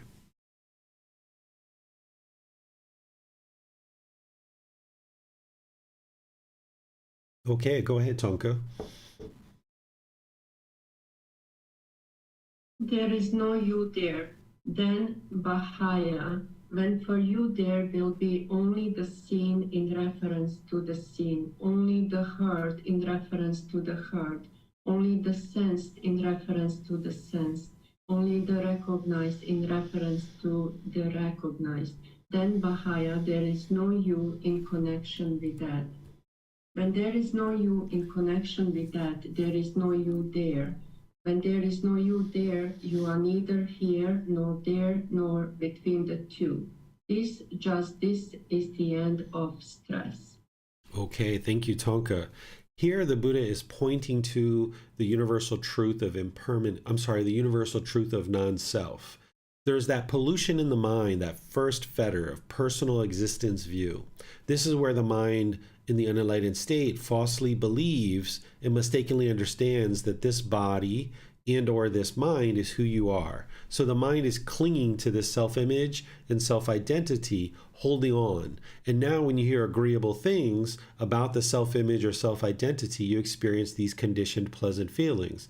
But it's only a matter of time before somebody says something degrading or disparaging about this physical body or about this mind. And there, the mind's going to experience the painful feelings like anger, sadness, frustration, and others. So the Buddha teaches in multiple parts of his teachings about the universal truth of non-self, helping you realize that this body and this mind is not you. It's not who you are. There is no you there. There's a physical body and there's a mind that has come together for this life that we call a person. But this physical body, these structures aren't you. It's just bones and tissue and skin and fluid and muscles and organs and things like that. But none of that is you. So the Buddha is saying all there is the seen in reference to the seen. So just what you see things, but that's not you. You hear things, that's not you. You sense certain things through the sense bases, but that's not you. You recognize things in terms of looking around, but there is no you in connection with any of that stuff. Anything you see, anything you hear, anything you sense, anything you recognize, none of that stuff is you. And when you get to the point that you've eliminated personal existence view and you realize non-self through practicing the teachings, then the Buddha is saying there's no you there. You're neither here nor there nor between the two. And this is the end of stress, because as long as the mind has this clinging to this physical body or this mind, thinking that this is who you are, then you're going to experience discontentedness or stress or these other discontent feelings, because it's only a matter of time before you have agreeable contact or disagreeable contact related to the self-image or self-identity. So realizing non-self and eliminating this, you can get to liberation from these strong feelings. But you'll need to understand this as you develop your practice and then work on it through the Eightfold Path and all the other teachings. So what questions do you guys have on this chapter? You can put those into Facebook, YouTube, or Zoom, or raise your hand in Zoom. Go ahead, Tonka. I always thought that enlightened mind would be the true self. But what you are saying, simply there is no self. But what would be enlightened mind? not the ego, not identification with body or the mind, but just that pure self, clear mind, pure mind. It's not a pure self because there is no self there. It's just the mind is now purified. So it's just purified, but that mind isn't you and the body isn't you. It's just the natural state of the mind when it's unconditioned and it's been purified of the conditions that are causing it to be shaken up. But that's not you. It's not who you are. Okay, thank you. All right, we'll move on to chapter 37. Is there someone who would like to read this? All right, Khaldun. With the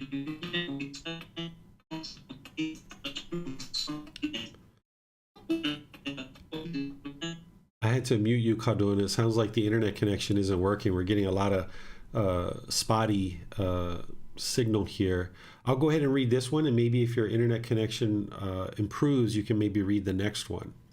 So this one is titled, "With the elimination of excitement comes the complete destruction of discontentedness. Puna, there are forms recognized by the eye that are desirable, lovely, agreeable, pleasing, sensually enticing, tempting. If a monk does not seek excitement in them, does not welcome them, and does not remain holding on to them, excitement is eliminated in him. With the elimination of excitement, Puna, there is the elimination of discontentedness, I say. There are, Puna, sounds recognizable by the ear, odors recognizable by the nose, flavors recognizable by the tongue, physical objects recognizable by the body, mental objects recognizable by the mind that are desirable, lovely, agreeable, pleasing, sensually enticing, tempting. If a monk does not seek excitement in them, does not welcome them, and does not remain holding on to them, excitement is eliminated in him. With the elimination of excitement, Buddha, there is elimination of discontentedness, I say." So here, the Buddha is cluing you into those conditioned pleasant feelings, where the mind is longing and yearning through the sense bases of the eyes, ears, nose, tongue, the body, and the mind, wanting agreeable, pleasing, sensually enticing, and tempting things. The mind is having these desirable feelings, longing, yearning through the sense bases and trying to hold on to these things in order to get those conditioned pleasant feelings. So if you observe those conditioned feelings arising, and you can observe them as bodily sensations and cut them off and let them go there, then you're not going to experience the conditioned painful feelings like sadness, anger, frustration, and others. So the enlightened mind, you're going to be enjoying life, but you're not going to have conditioned feelings. You're not going to get so excited when you get a brand new pair of shoes, and then when they get stolen or they get broken or muddy or cut or torn up, you'll be angry or frustrated. Instead, it'll be like, oh, great, a new pair of shoes. Let me go get a new pair of shoes. I need a new pair of shoes.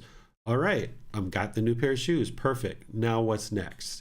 Instead of, oh my goodness, my new pair of shoes, I've got to clean them every day. I got to keep them, so perfect, these kind of things. As long as the mind is allowed to experience these conditioned, pleasant feelings, which includes excitement, then it's only a matter of time before it experiences the conditioned painful feelings. So instead, where you see the mind longing and yearning, you restrain the mind, like the Buddha was talking about at the beginning of the very first chapter we read today. You pull the mind back and restrain it, not allowing the mind to go into those conditioned feelings, where you learn how to enjoy things for the moment, and then when it's over, you can just move on, and you're not holding on and clinging for this experience to last and last and last permanently.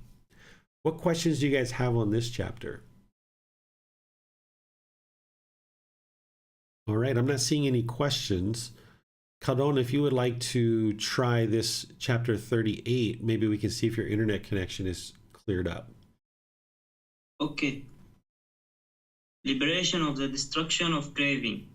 On seeing a form with the eye, he does not crave after it if it's pleasing.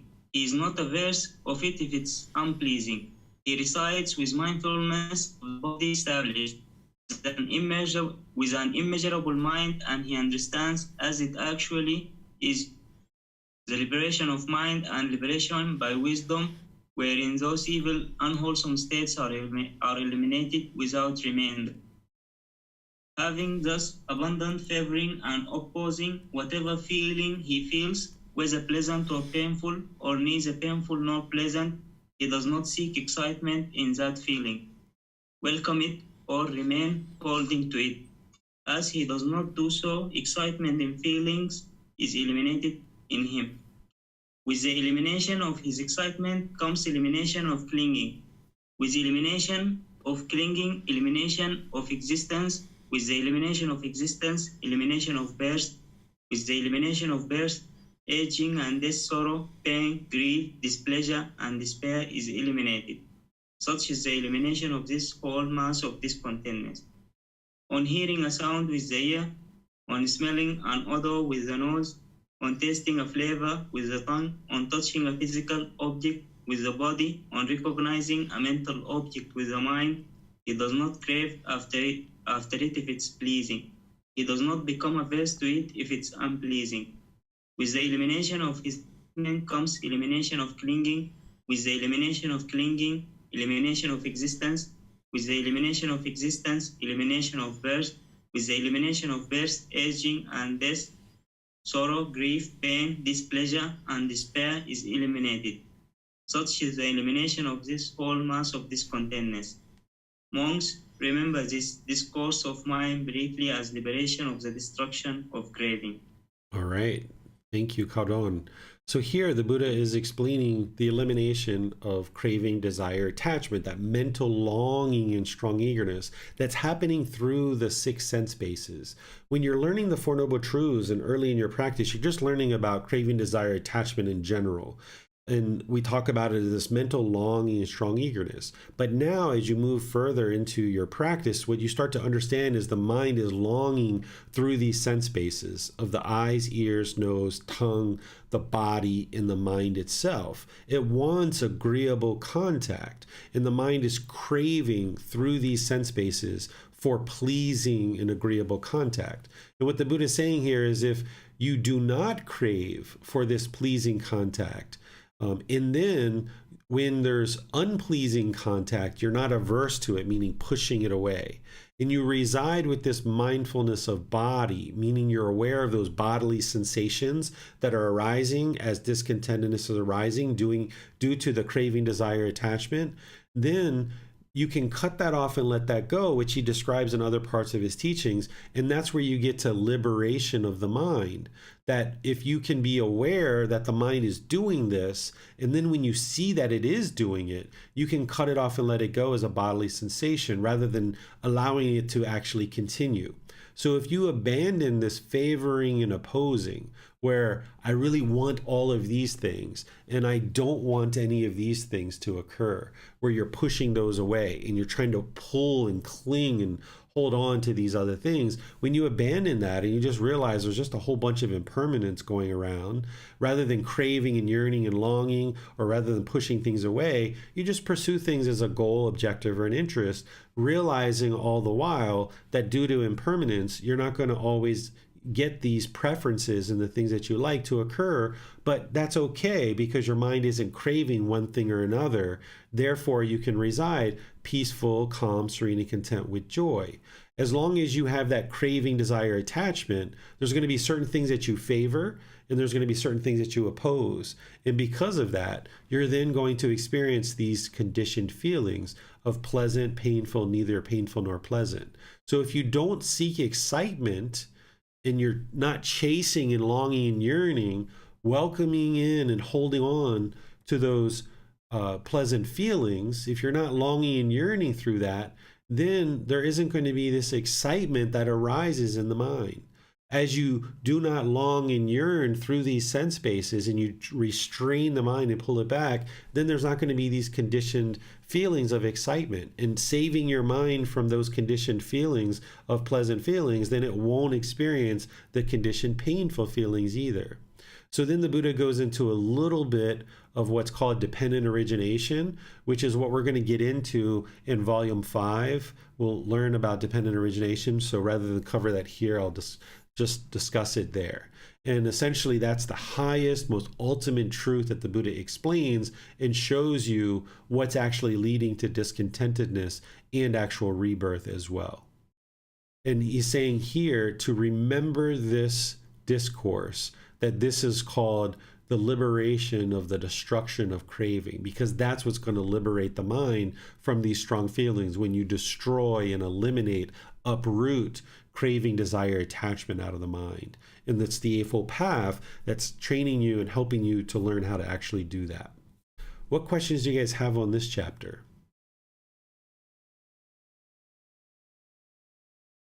All right, I'm not seeing any questions here.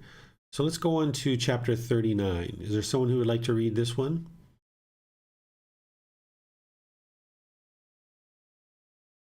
Okay, I guess. Okay, if no one is reading, I will read. Okay, go ahead, Cardon.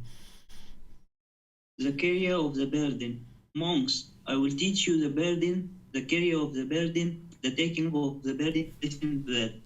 And what, monks, is the burden?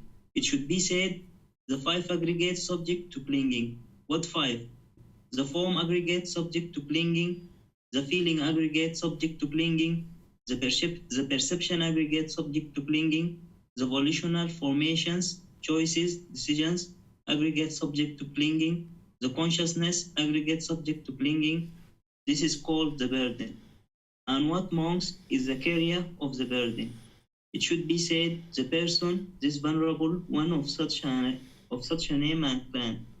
This is called the carrier of the burden. And what, monks, is the taking up of the burden? It is this craving that leads to renewed existence accompanied by excitement and desire.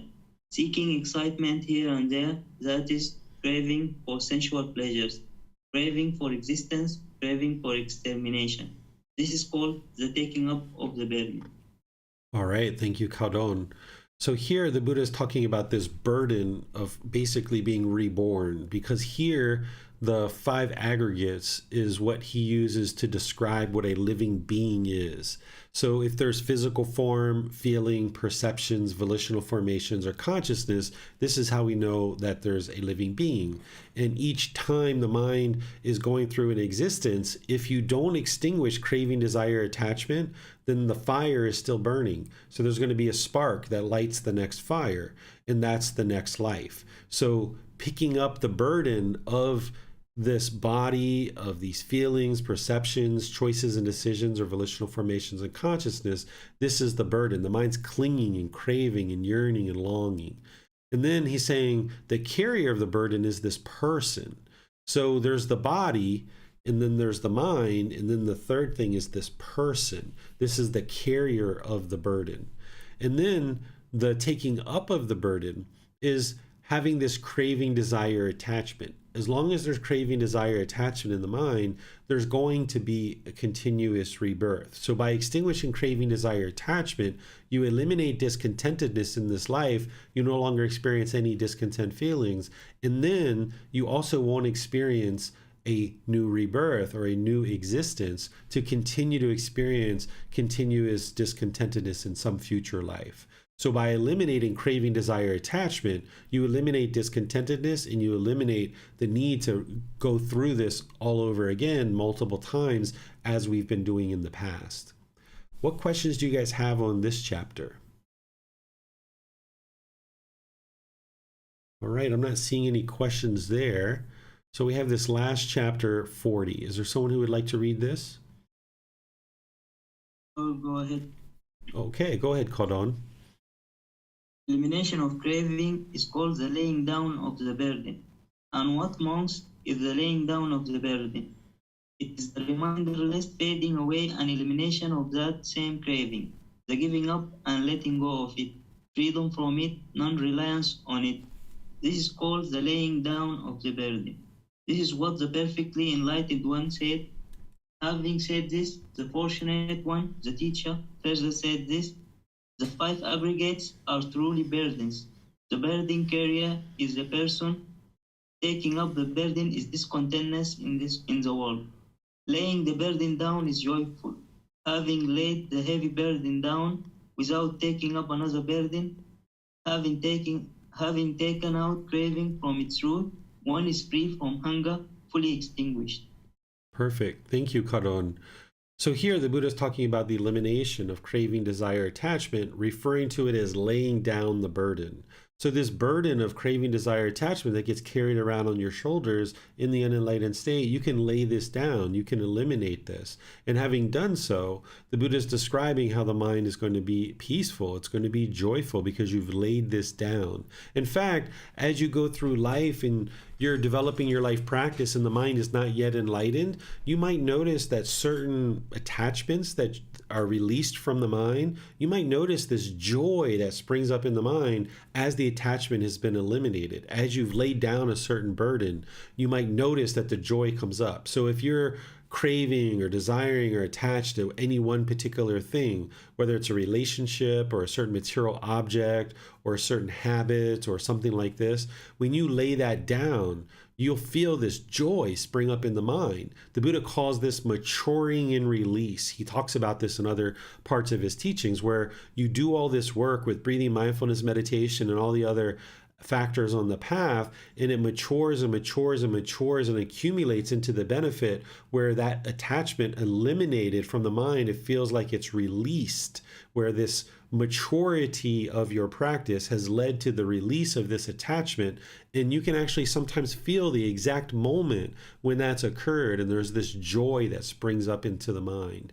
And then there won't be any further taking up of this burden, because with having done so much work to actually train the mind and eliminate these cravings, desires, attachments, and then you seeing the liberation, the freedom of the strong feelings that you experience because of that, and the joy that comes up in the mind, you're going to be uninterested in picking this up ever again.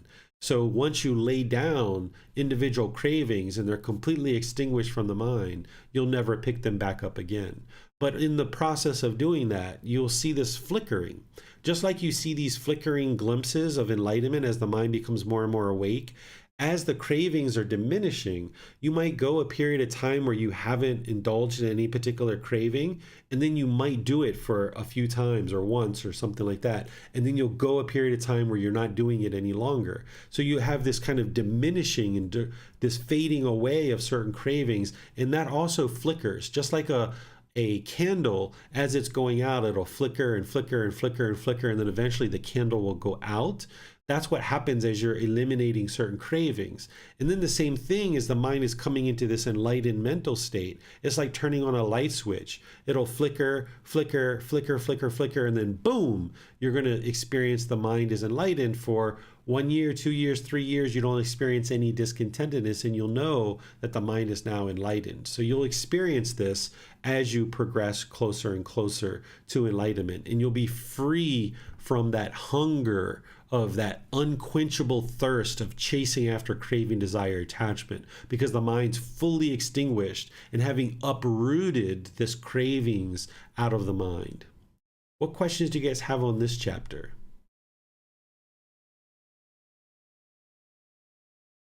All right, I'm not seeing any questions. So I'll just end class by thanking all of you guys for joining, and thank you guys for reading and asking questions, whether you're attending in Zoom or you're in any of the social media sites where we're live streaming to. Thank you all for your participation and your questions. Oh, it looks like we have an actual question coming in. Go ahead, Tonka. I just wanted to say that I just read in the chat that Max has a question, so I'm not sure if we have time to address that. Oh, okay. Let's see. I have a question, not specifically about this chapter, but overall today's class. Sure, Max, go ahead. Yeah, I guess something that's like pleasing to the mind that we experience now versus experience like when we're further along the path or enlightened or whatever. Let's say we see like a nice car drive by or whatever, and when we're unenlightened or whatever, we're like, oh wow, that was a nice car or whatever. How is that different, or how is it experienced when we're further along the path? We just notice it as, oh, that's just a car, or how is? Can you explain that, I guess? Sure. From my experience, what you're going to experience in the unenlightened state is, oh, wow, that's a nice car. I want that car, or I got to have that car. Like, oh, I just wish I had that car, right? The mind's craving, longing, yearning for it. In the enlightened state, it's like, oh, wow, that's a really nice car, right? There's not going to be that added piece of, oh, I just got to have it, right? That's the craving, desire, attachment that you experience in the unenlightened state. So you're still recognize things like, oh, wow, that's a really beautiful house, or, oh, that's a nice car, or, oh, wow, that looks like a delicious piece of chocolate cake. Yeah, that really is delicious. But it's not like, oh gosh, I got to have this chocolate cake every day, or I got to come back to this restaurant all the time, or, oh, I wish I had that beautiful house. Why can't I have that beautiful house? I want that house. I want that car. I want that boyfriend. I want that girlfriend. I want that fame. I want that money. I want that title, whatever it is. In the unenlightened state, the mind wants. But in the enlightened state, you observe these things and you know they exist, but your mind doesn't have that longing and yearning followed up by it. Okay, thank you, sir. Yeah, you're welcome. So you got lots of sounds going on there, Max. That's cool. My kids are in the background bugging me. Are they bugging you, or is your craving, desire, attachment bugging you? You're waiting for an orange snack. Yeah. So this is good training for your mind to have these sounds, right? Because you need to train your mind to not crave silence. And now when there's noise, you can train your mind to not crave one thing or the other. So this can actually be helpful. But back to what I was saying to kind of wrap up class is, thank you all for joining. Thank you guys for reading. Thank you for your questions. Those of you guys in the internet world where we're live streaming to, those of you guys in Zoom, I appreciate all your contributions and your dedication to learning and practicing these teachings. Next Saturday, we're going to be in the next set of chapters. And next Saturday, we're going to be in chapters 41 through 51, because this book actually ends at chapter 51. So you can read all the way through to the end of the book, which will be 11 chapters. And we'll go through those next week. And then after that, we'll move into volume 3, and we'll do 10 chapters at a time all the way through volume 3. Tomorrow in the group learning program, we're in chapter 2 of volume 1, which is titled Why Study Gotama Buddha's Teachings. We just restarted that program recently as well. So you're welcome to join that and be part of the group discussion that we have there around why study Gotama Buddha's teachings. And then this Wednesday, we're going to be in part 3 of our 4-part series of loving kindness meditation, where I'm helping students to build up their loving kindness meditation practice. This will help you to eliminate the anger, hatred, and ill will, this fetter that's in the mind and polluting the mind, so that you can transform it to be practicing loving kindness meditation. So I'll see you guys in one of these future classes. Have a very lovely and wonderful rest of your day. We'll see you next time. Sawadee krap.